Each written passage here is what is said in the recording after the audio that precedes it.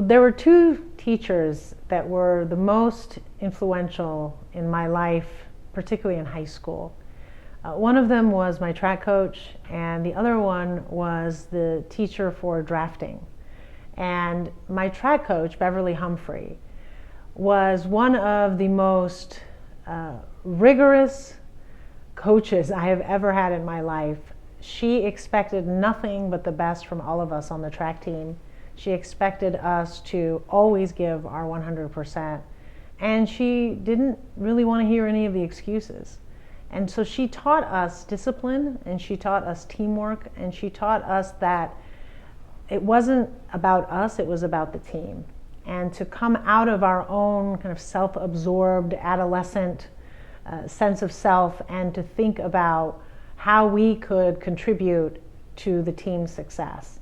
And that has really taught me, as an adult, as a professional, as a parent, as a friend, as a colleague, as a sister and a daughter, that we all belong to a community, and we all have to think about how our actions affect that community, and that not everything revolves around ourselves, and that everyone that's in our life deserves for us to be the best and to do the best for them and by them.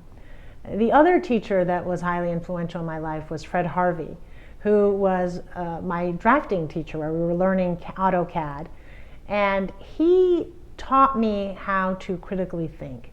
Every time I said something, he would always ask me to prove it. He would always challenge my sources. He would always make sure that I wasn't simply repeating what other people were saying, or repeating what the media was saying, or repeating what my parents were saying.